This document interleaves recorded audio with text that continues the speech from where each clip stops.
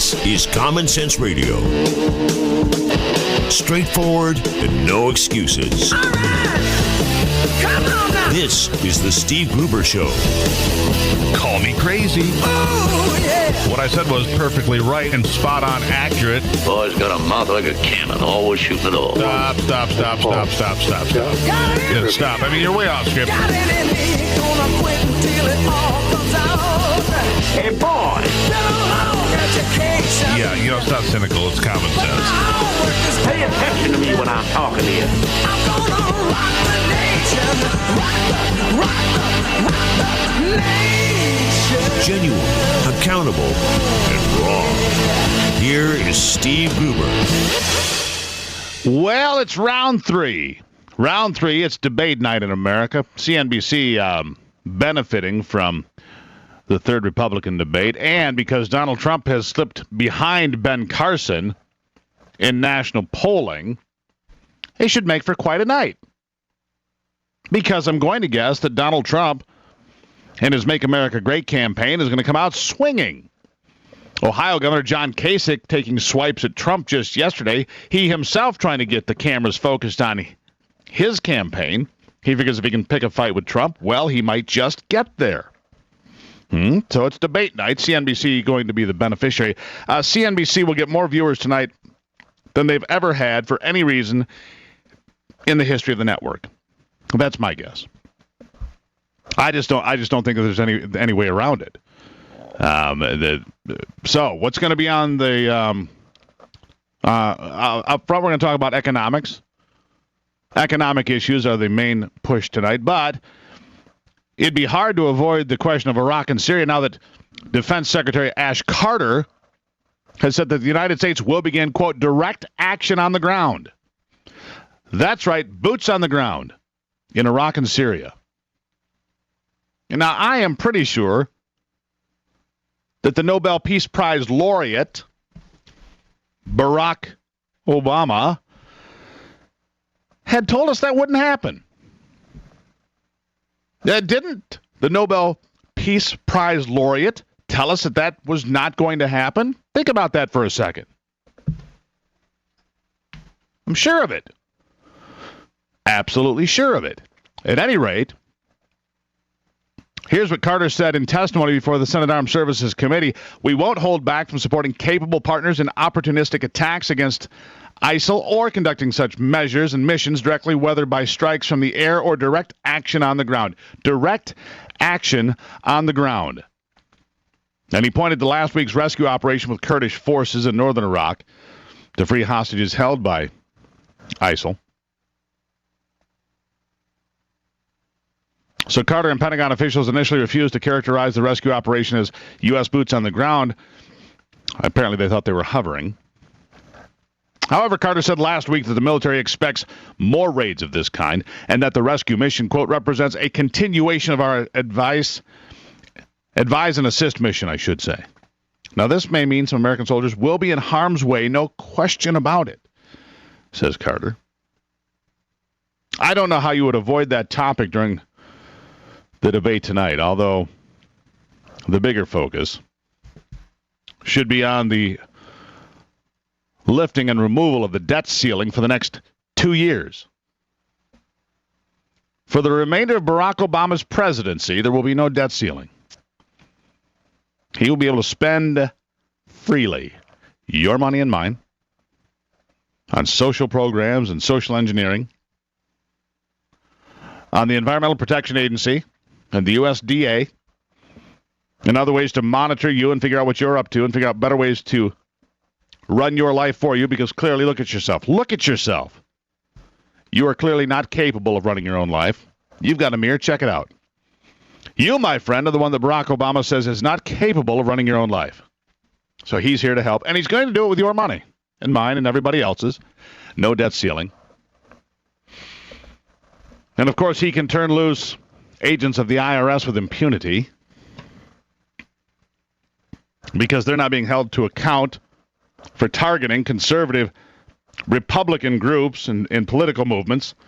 They are free game, except that, hold on, it seems that House Republicans yesterday finally decided to say enough is enough and introduced a resolution to impeach IRS Commissioner John Koskinen, accusing him of, quote, making false statements under oath and failing to comply with a subpoena for evidence.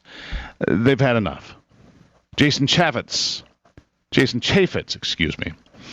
from Utah, and 18 other committee members introduced the resolution to begin impeachment proceedings, and in so doing, they have followed through. Finally, they drew a line in the sand, and they actually came back and said, we meant it. They made that threat over the summer when Republicans accused the IRS leader of making inaccurate statements to Congress regarding the conservative targeting scandal and its aftermath. Commissioner Koskinen violated the public trust, said Chaffetz. He failed to comply with a congressionally issued subpoena. Documents were destroyed on his watch, and the public was consistently misled. Impeachment is the appropriate tool to restore public confidence in the Internal Revenue Service and to protect the institutional interests of Congress. Well, attaboy. Attaboy. Congressman, way to step up finally. The IRS issued a statement later saying they vigorously dispute the allegations in the resolution. We have fully cooperated with all the investigations. The announcement of the impeachment resolution comes on the same day Koskinen testified in front of the Senate Finance Committee, and after the Justice Department on Friday decided to close its investigation of the targeting scandal without pursuing criminal charges against anyone.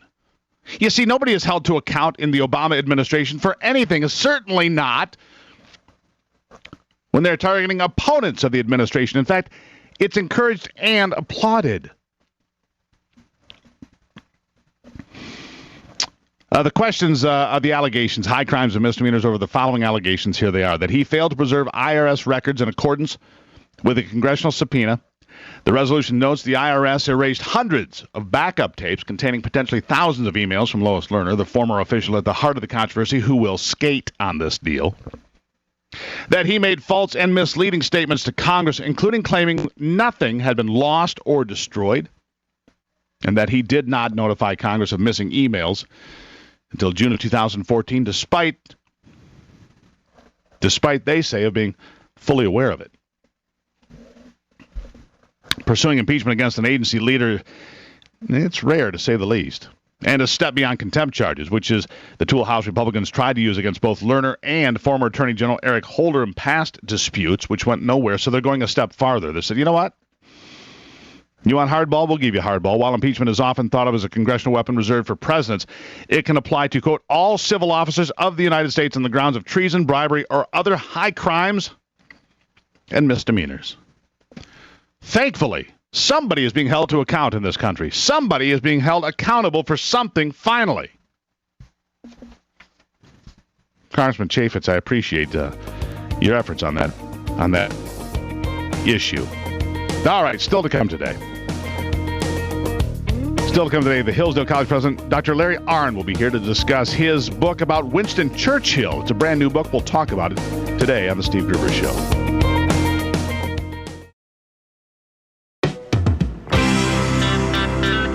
Keeping you in touch with Michigan and the world. Wednesday on the Steve Gruber Show, this portion of the program brought to you by Mesa. Good business, good health, and great schools. Kelly's Island, Ohio is a place that I used to vacation a lot. 6 miles off from Cedar Point, to give you an idea, out into Lake Erie. And not far away, they have found officials have found a ship that sank back in 1937 in about 50 feet of water, about 8 miles east of Kelly's Island, and they believe that it could be a very dangerous shipwreck because it seems to be leaking a petroleum-type substance. Tom Kowalczk is here. He is the Director of Research and Remote Sensing for the Cleveland Underwater Explorers. Tom, welcome to the program. Good morning. A lot of folks here in Michigan don't think much about the islands of Ohio, except for maybe A couple of times they go out there on vacation, and they don't think much about the fact that there was a big shipping industry there, and still is. Ships that come through the Great Lakes. And this ship sank back in 1937. Tell us about this boat and what you found recently. Okay, the Argo, which is what we believe it to be, and we can never say absolutely 100% for certain because we don't have any physical evidence yet that would substantiate that. But with all the information we do know, we believe very strongly in all of the information, historical and current, points to the fact that it actually is. But we just don't know that last little bit to say 100%. But now, you do know that this ship, the Argo, sank in October of 37. So, you know that. And you know the rough dimensions of that ship. So you kind of, you're pretty certain, right? Yes. It can't be anything else, but we just can't say absolutely 100%. But anyway, the ship was an East Coast ship. It was designed, the barge was designed for harbors and canals and rivers and, very calm waters. When it was loaded at Sault Ste. Marie with the cargo, it only had 2.5 foot of freeboard. That's the area of the vessel above the water. So you can imagine when it gets out into the open lake of Lake Erie, with big waves and strong winds, they were washing right over the deck. It must have been an exciting ride for the crew. Oh, I would say. Let's be honest. Lake Erie is the most rotten piece of water that God ever created on the wrong day, because it can go from reasonably flat to your fillings out in 10 minutes if it's under the right conditions. I know. Let me just say I've been out there a few times. I wished I was somewhere else.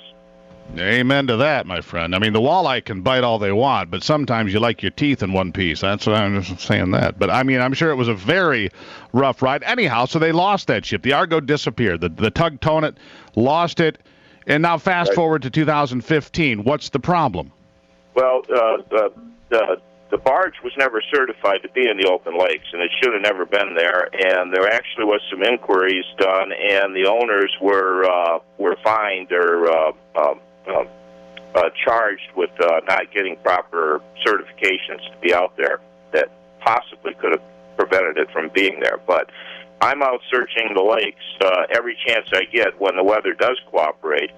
I found several in the western end and the central basin of Lake Erie, and I was pursuing some priorities that our group, the Cleveland Underwater Explorers, had set to try and find a different shipwreck.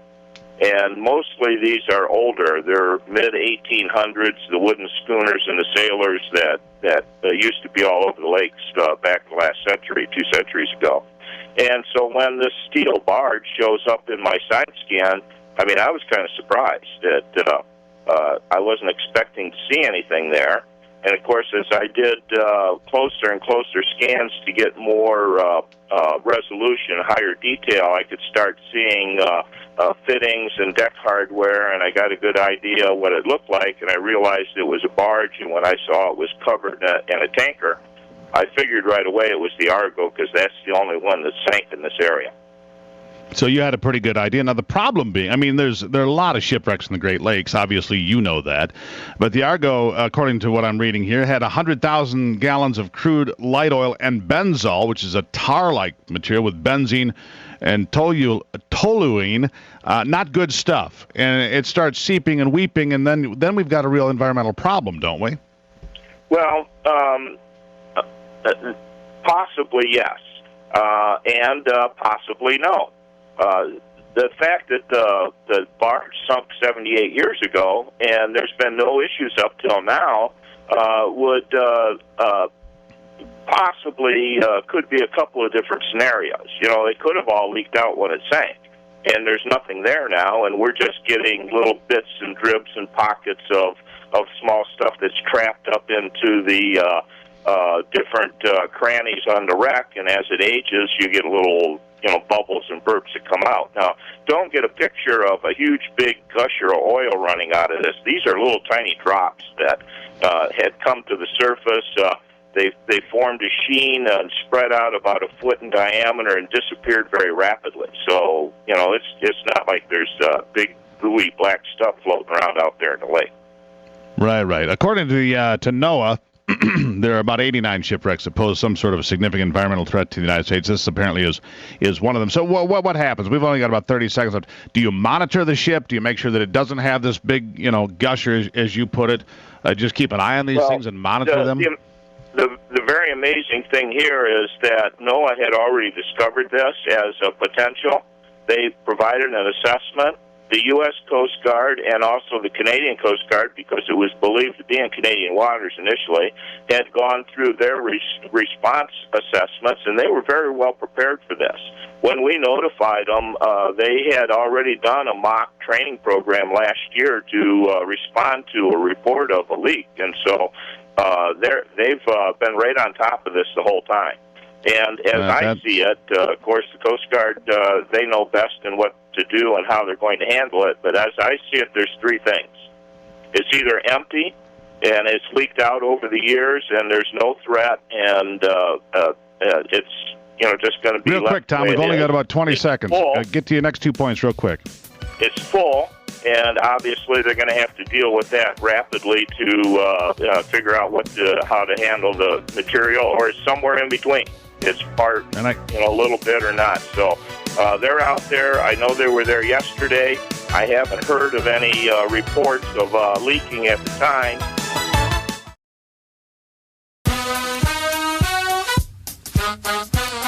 Genuine Michigan common sense on display every day. It's Wednesday. I appreciate you stopping in. Few historical figures can teach us more about statesmanship than Winston Churchill.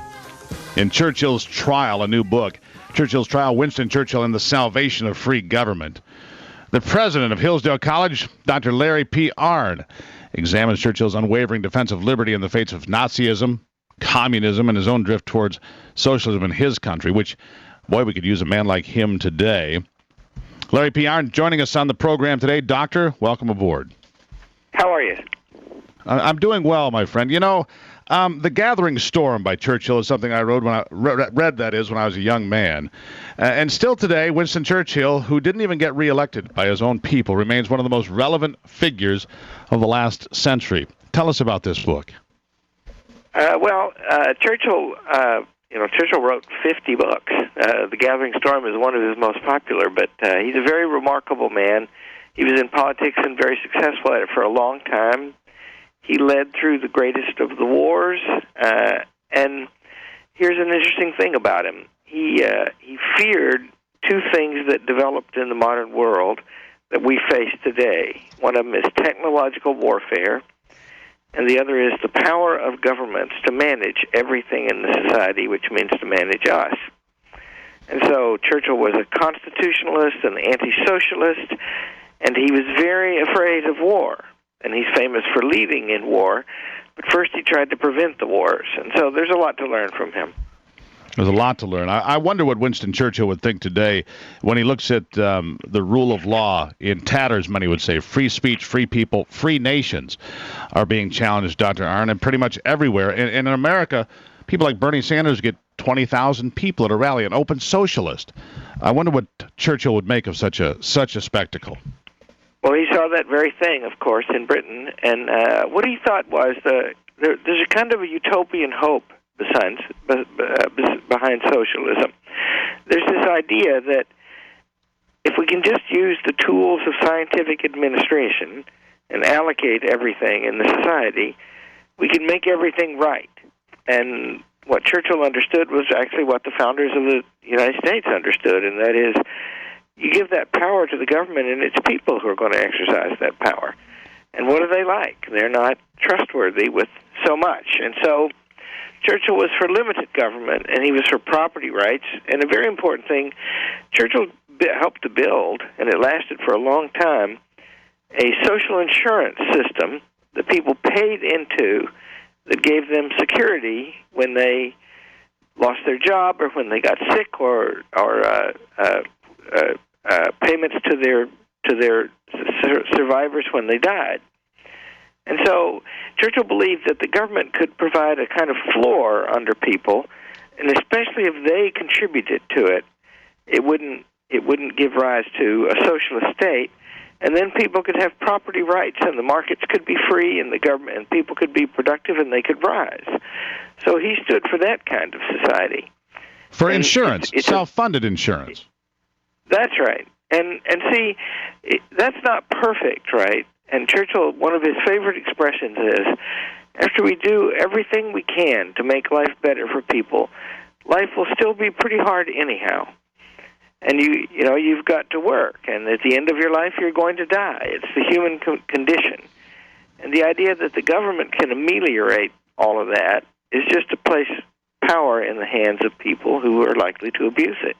Sure, and today, as you look around, and I believe the West is in decline in many ways, whether it's the rule of law or the move towards socialism and even more clearly Marxist principles in many ways, it seems that we have lost that idea of individual responsibility, of accountability, and you look now and you see people on the left saying, the problem is we haven't gone far enough yet with government. We need more government. We could just solve these problems if there was just more government now on top of the most government we've ever had. It's baffling to me. Well, what worries me, not speaking for Churchill necessarily now, but what worries me now is that the government is large enough that it's a major factor in the electoral process. The biggest single givers are unions of people who work for the government. And so the question is, what independence has the society now of the government that's over it? Can it simply elect itself? And that danger is there. Churchill very much feared that, too, thought socialism would help to produce that. So, but there's a great lesson in Churchill because he was brave, and he thought that these dangers are always with us, but he also thought they can always be fought. And so he did lose the election in 1945 to the socialists, but he won the election in 1951 and turned them out and undid some of what they had done. We've come so far since then, though. Even FDR. Yeah, speaking of Churchill's contemporaries, even FDR realized and said that public sector unions were dangerous to the republic, and how right he was about that. Because you're right. The government and the unions working in concert affecting outcomes of elections, taking away the free will of the people. That's exactly right. We're on the line with Hillsdale College President Dr. Larry P. Arnn about his new book, Churchill's Trial, Winston Churchill and the Salvation of Free Government. What about the free government going forward, sir? Well, you get the government you deserve. And so, I've learned from studying Churchill that you need constitutions. You need big rules that both empower the government and limit what it does. And so what I hope for myself in our time is that we can have a restoration of constitutional rule so the government will proceed by laws and have separation of powers. And there are a few things that need doing to make that happen. And you can look at Churchill. Churchill very much believed that, for example, the socialists in Britain in his time started building a vast regulatory state where rules, most laws in America today and in Britain today, and in Britain under the socialists in Churchill's time, they're made by agencies and nobody knows who they are. And so that's right. Like, for example, we talk about a lot on this program. Britain, and they should be by Congress in the United States. And we talk about it a lot here. Congressman can be responsible for them. Right, but when you have the EPA setting regulations or the USDA or 1,000 other agencies that you may or may not have heard of, and unelected bureaucrats deciding, what you're allowed to do, what you're not allowed to do, and with, prosecutorial powers, that's the part. The EPA has armed and badged employees, as an example. If they don't like the way that you're using your water, they can send somebody with handcuffs and a pistol to your house. It's a dangerous place, my friend. Yeah, and that point. Separation of powers. So the Environmental Protection Agency passes the laws, and it enforces the laws, and it hears cases that arise under its own regulations. And so there's no separation of powers. When we had trouble at Hillsdale College with the Department of Health, Education, and Welfare back in the late 70s, under the Carter administration, we sued them. But we had to sue in front of them, somebody who worked for them. And they scheduled hearings in Denver, Colorado, far away from them and far away from us. And we spent a year litigating with them. Yeah. We need a separation of powers, my friend, no question. The new book is called Churchill's Trial, Winston Churchill and the Salvation of Free Government. It's pivotal. Dr. Larry P. Arnn, a pleasure talking to you, sir, the president of Hillsdale College, and I look forward to doing it again sometime. Thank you, and thank you for what you do. It's the Steve Gruber Show. We'll be right back. Taking a closer look at the stories that affect you most with a big dose of common sense.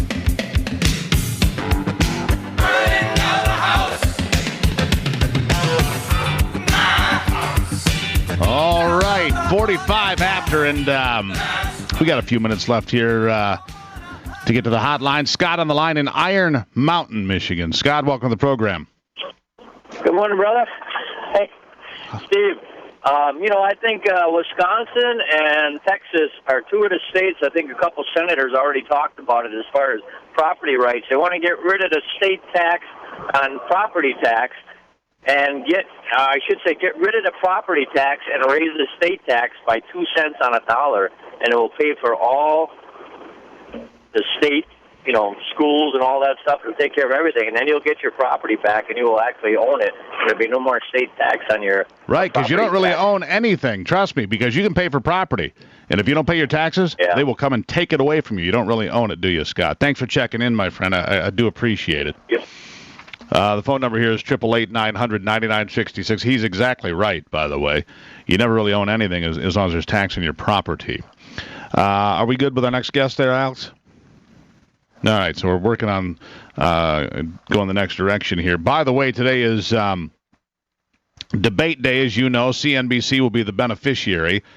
CNBC will be the beneficiary of the greatest ratings they've ever had. The reason being is that Donald Trump is not in first place. So what do you think he's going to do? I think he's going to come out and, be Donald Trump. He's going to come out swinging and slinging. Ben Carson is now on top of the polls, and as of yesterday, according to USA Today, Ben Carson is at the top of the power rankings as well. So, you'll be watching that tonight because, here they come. They're going to be talking about economics tonight. Donald Trump is well suited for that. And meanwhile, John Kasich, the governor of Ohio, throwing some grenades at Donald Trump, hoping to get into a verbal fist fight with him tonight because it'll help Kasich's cause if he can get some primetime airtime in debate number 3 here. We'll keep an eye on that. Noah Wall is our next guest, the director of Grassroots at Freedom Works. Noah, welcome to the program. It's great to be on. And while we're talking about economics and so forth, John Koskinen is facing impeachment from the House as of yesterday, but that's about the only fallout from the IRS targeting of conservative groups, because we've also learned that Lois Lerner and everybody else gets to skate with no charges whatsoever. Noah, what do you make of it? Well, not only that, Lois Lerner gets to retire with full pension. That's not the type of treatment that you'd expect for, activity like that in the federal government, at least in not an ideal world. And, we really need to use this opportunity as a way to push forward and clean up Washington. Yeah.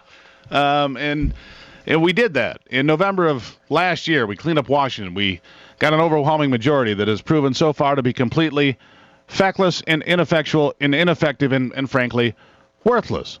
What's your next plan?